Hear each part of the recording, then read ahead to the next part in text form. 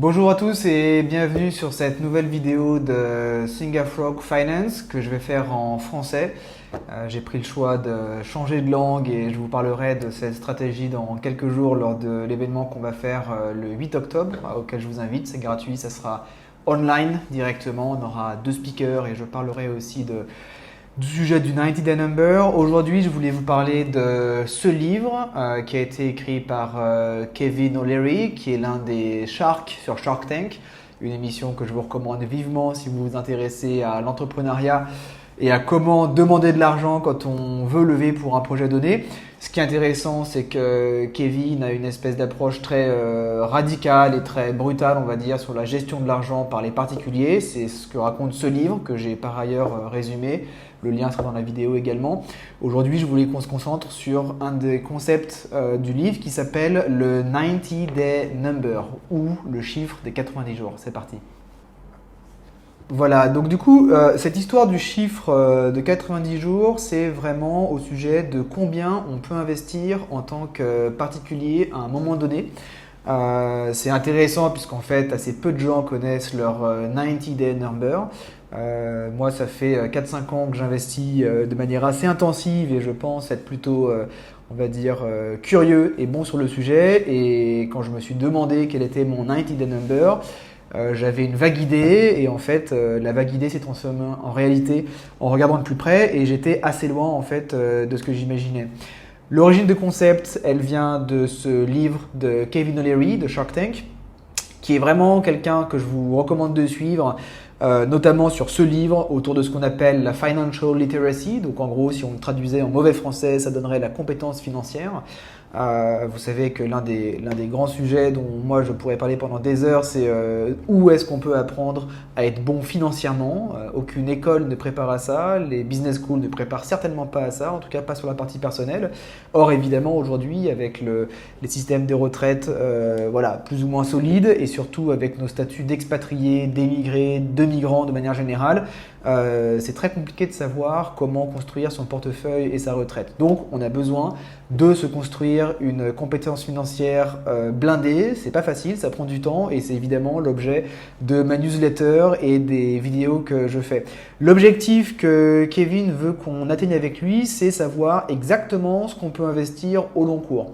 Généralement, il y a 2 manières de voir l'investissement personnel. Soit vous avez déjà une somme sur un compte, ou alors ça peut être parce que vous avez touché un héritage, un dividende, un bonus une fois par an ou une fois dans votre vie. Donc là, vous avez un enjeu qui est, voilà, vous avez 50 000, 100 000, 200 000 dollars ou euros. Vous pouvez décider de les dépenser d'un coup, de les investir d'un coup. Là, on va plutôt se poser la question, parce que c'est quand même une des bonnes pratiques qui est recommandée dans le monde de l'investissement, comment vous investissez régulièrement par petites doses sur des produits financiers comme les ETF par exemple qui sont recommandés. Et donc pour ce faire, vous devez savoir combien vous pouvez investir chaque mois ou chaque trimestre. Ce qui est intéressant avec ce concept, c'est que ça vous oblige à regarder le détail micro d'un trimestre en particulier. Tous les trimestres sont différents. Vous pouvez par exemple avoir plus d'argent un trimestre et moins d'argent un trimestre.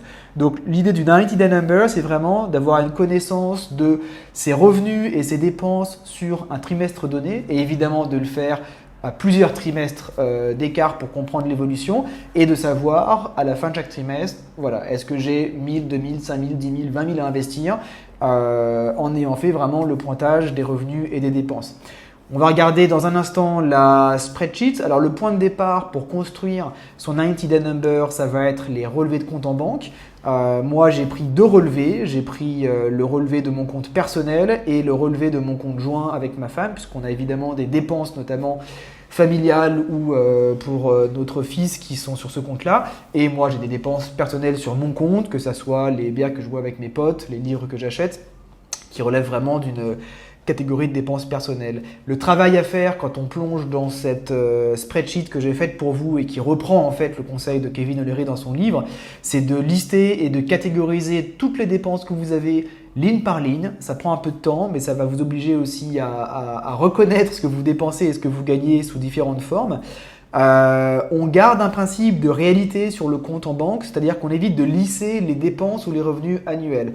C'est tentant de se dire, ah bah là par exemple j'ai reçu un dividende ou un bonus de 50 000 $, donc je vais dire que chaque mois je touche en virtuel 1/12 de ce montant annuel. On va éviter de faire ça puisque là l'objet c'est de savoir combien je peux dépenser en investissement ce trimestre. Et il se trouve que moi par exemple j'ai des dividendes parce que j'ai une entreprise de laquelle je suis actionnaire.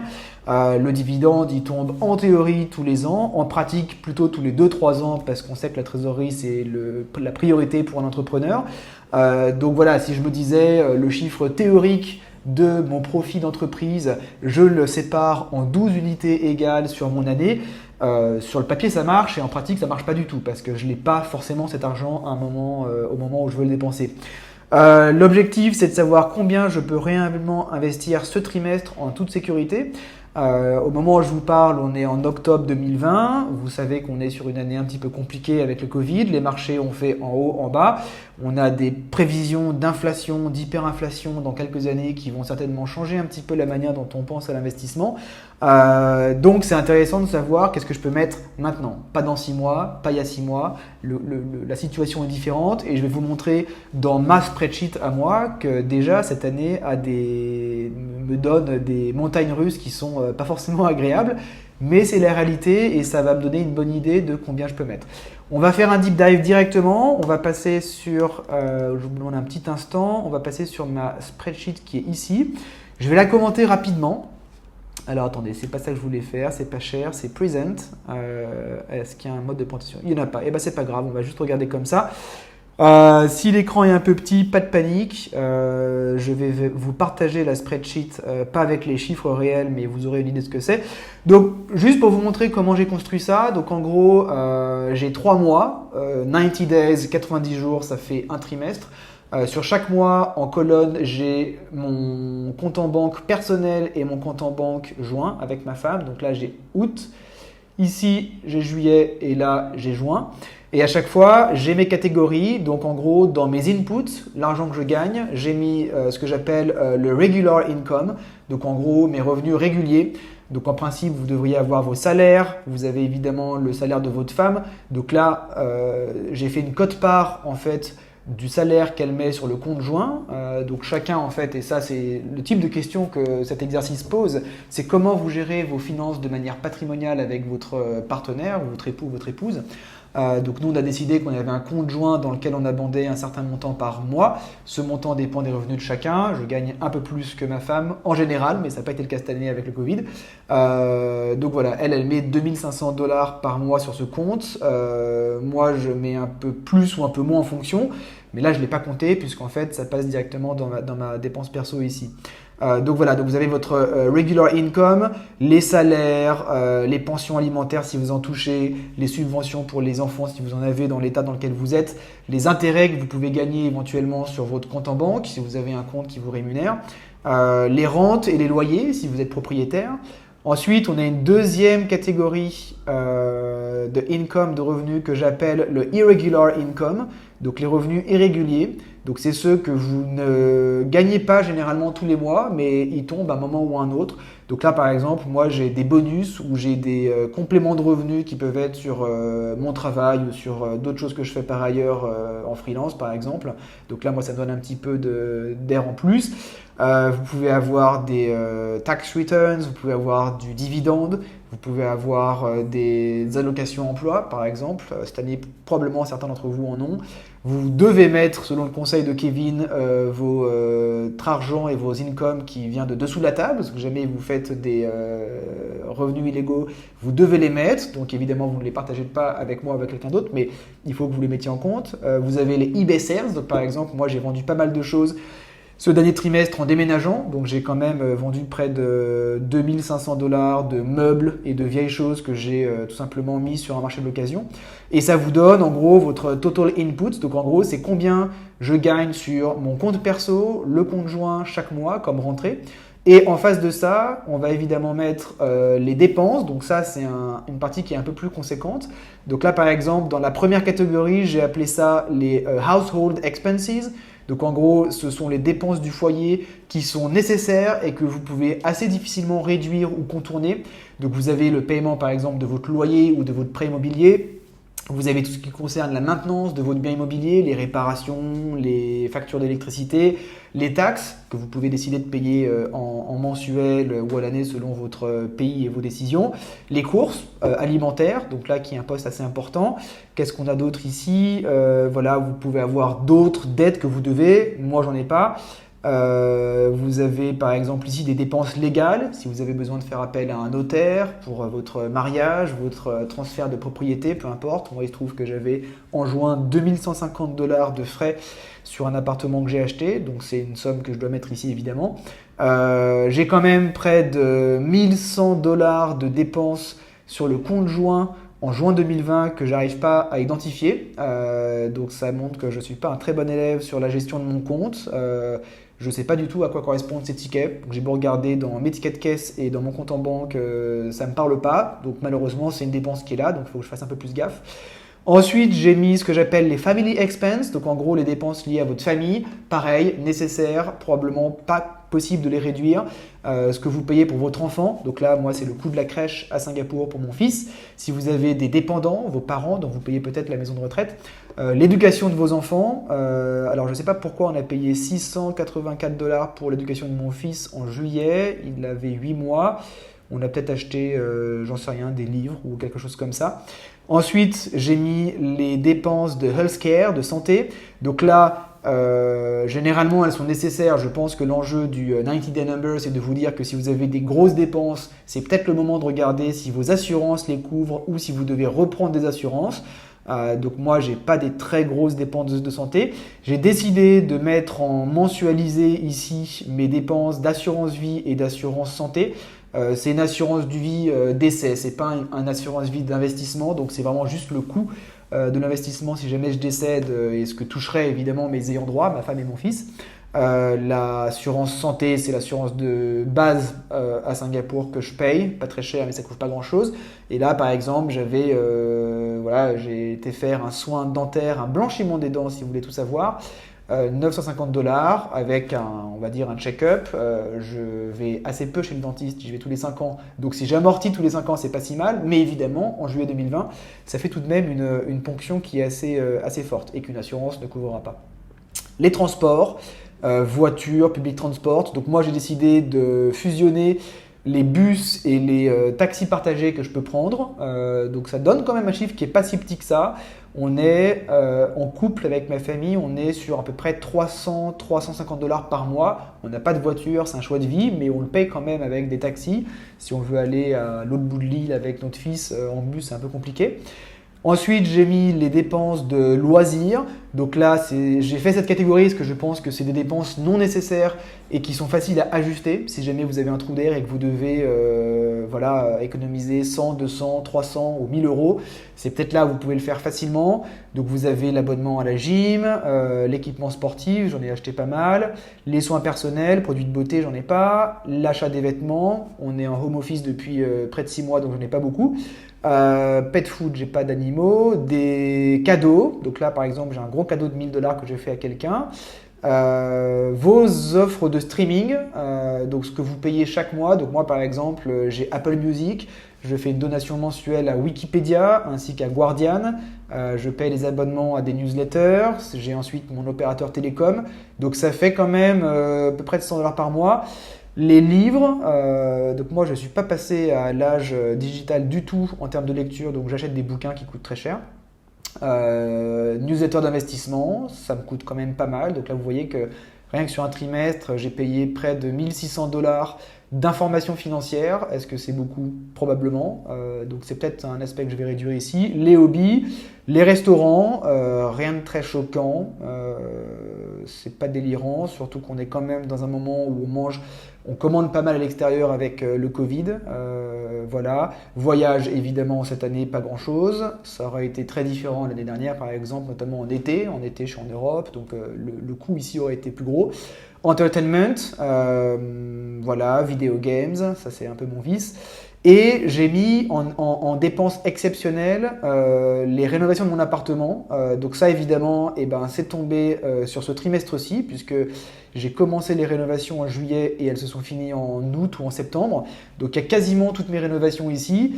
Je ne peux pas dire que j'ai pas ces dépenses-là. C'est des grosses dépenses, c'est ponctuel. Donc typiquement, l'enjeu de ce 90 Day Number, c'est pas de dire « Ah oui, mais je vais rester dans mon appartement 10 ans, donc je pourrais très bien lisser ces dépenses sur 10 ans. » Ok, peut-être, mais ça ne change pas le fait que là, à la fin du trimestre, fin août 2020, ça me donne un chiffre, une balance, un solde de ce que j'ai gagné et dépensé.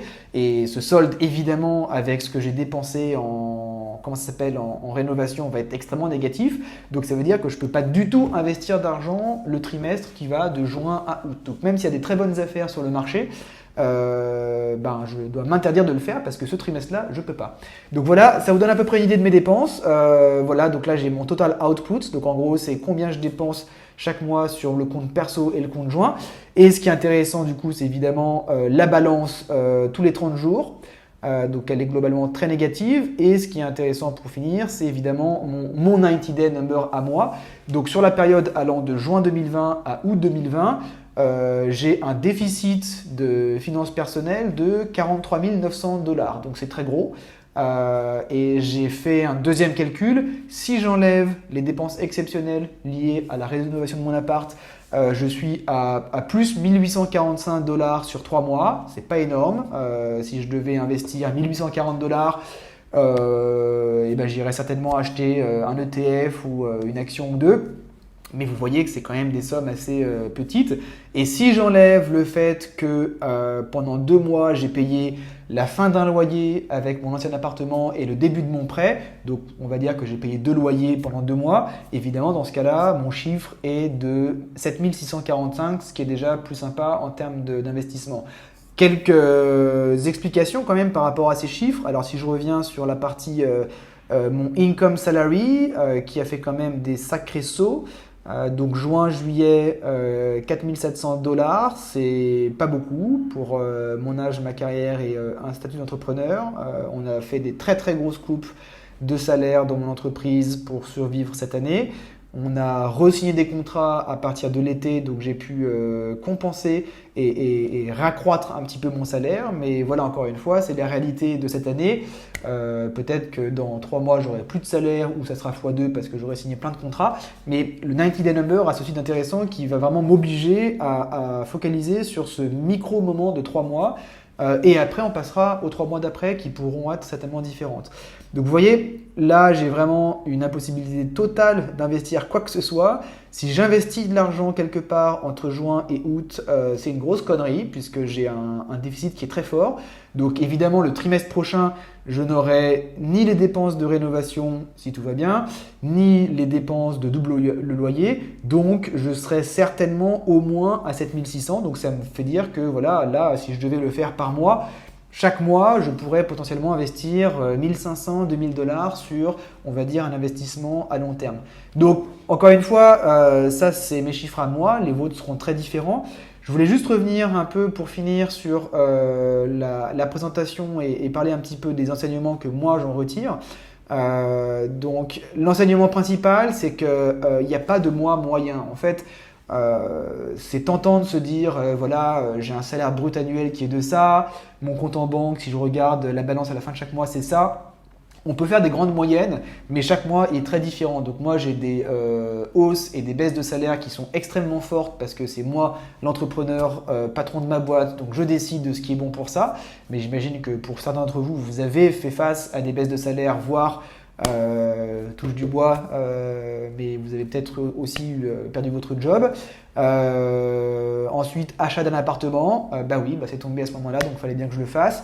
J'ai redécouvert, ça je crois que je ne l'ai pas mis dans mon tableau, mais j'ai découvert une vieille crypto-monnaie que j'avais achetée il y a 4 ans, que j'ai retrouvée. Je l'avais achetée pour 100 $, elle valait 2000 quand je l'ai vendue. Donc ça c'est pareil, c'est un exceptionnel, mais dans ce trimestre-là, il va compter. L'autre enseignement qui pour moi est vraiment intéressant, c'est ce que j'appelle le death by 1000 cuts. Donc en gros, c'est mourir par 1000 petites coupures. C'est assez rare, je pense, que sur un trimestre, vous ayez une très grosse dépense qui vous fasse flancher. Ou alors si vous n'avez pas anticipé très bien votre trésorerie et ça vous regarde.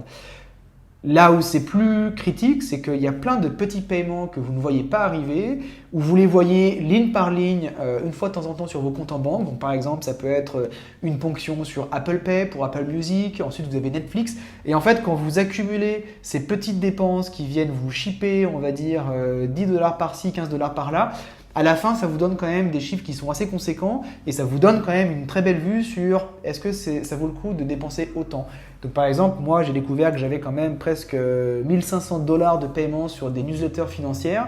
C'est beaucoup trop, en plus j'ai pas le temps de les regarder et en plus comme vous le voyez sur ce trimestre-là en particulier, je ne peux pas investir donc c'est pas utile que je paye ça. Peut-être qu'il faut que je le défère, qu'il faut que je négocie avec la newsletter. Est-ce qu'en gros je peux ne pas payer 3 mois et les avoir après? Est-ce qu'il faut que je les arrête complètement? C'est des choix que j'aurai à faire. Mais vraiment, avoir une vue très fine sur ces dépenses mensuelles et ces petites ponctions, c'est une découverte. Et encore une fois, je pense être pas le plus mauvais en termes de gestion personnelle, mais j'ai quand même appris beaucoup avec ça. Troisième point, la complexité des comptes communs à gérer. Comment on fait la part des revenus personnels et des dépenses communes, parce que c'est quand même ça la réalité. On a, on va dire, 2 grands flux de revenus avec ma femme, nos salaires chacun, et on a des dépenses communes pour la plupart. Je crois que 80% de ce que je dépense, ça relève des dépenses du foyer. Ça va être les courses, ça va être le transport, ça va être des choses qu'on achète en commun.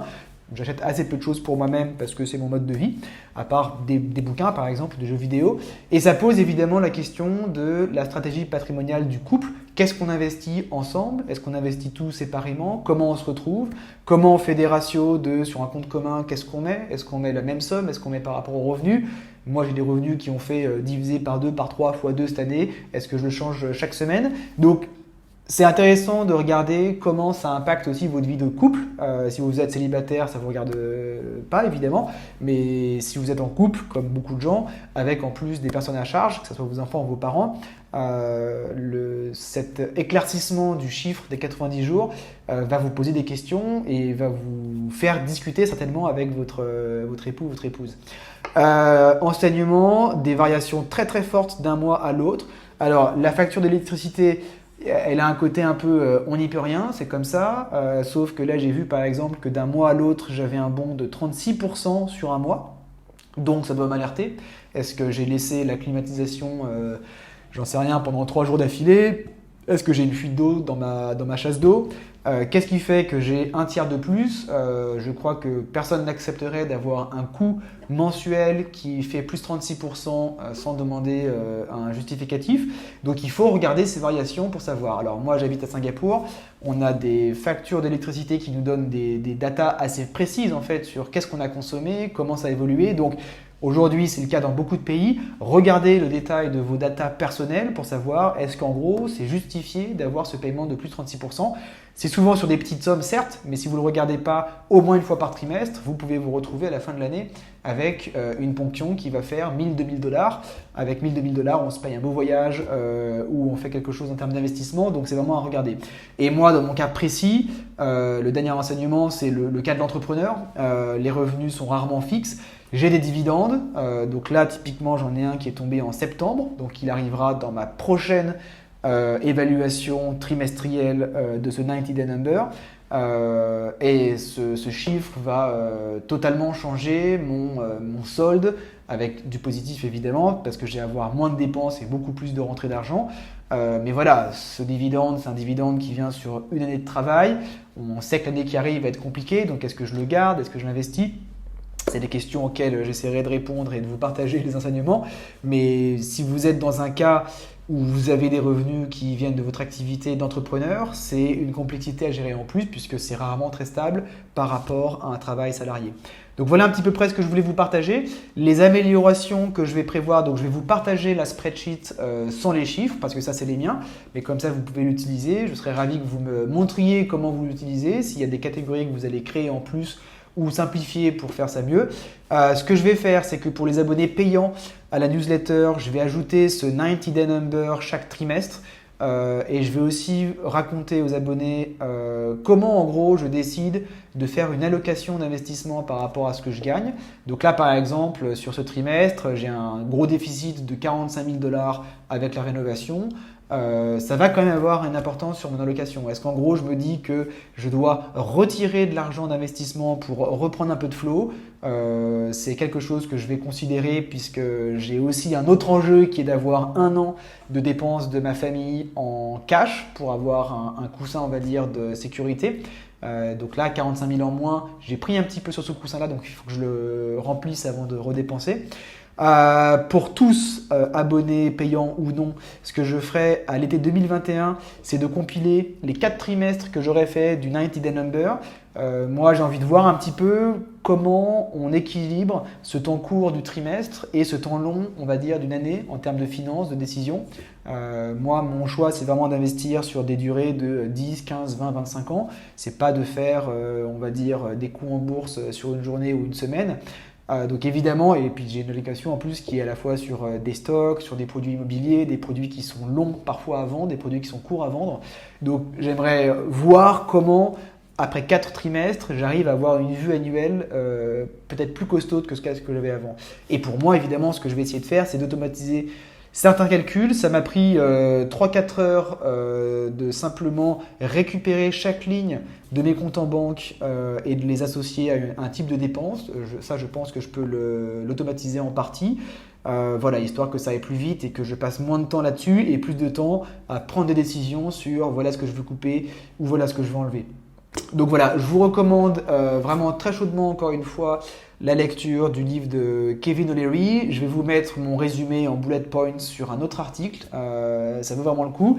C'est au milieu du livre que vous avez cette feuille de coût avec votre 90 Day Number, qui est vraiment la première chose à faire, qui arrive assez tôt dans le livre. Donc voilà, ça ressemble à ça. C'est pas très beau, vous pouvez le faire sur le papier vous-même, mais je pense que le mieux c'est d'en faire un tableur et comme ça vous faites votre update mensuel.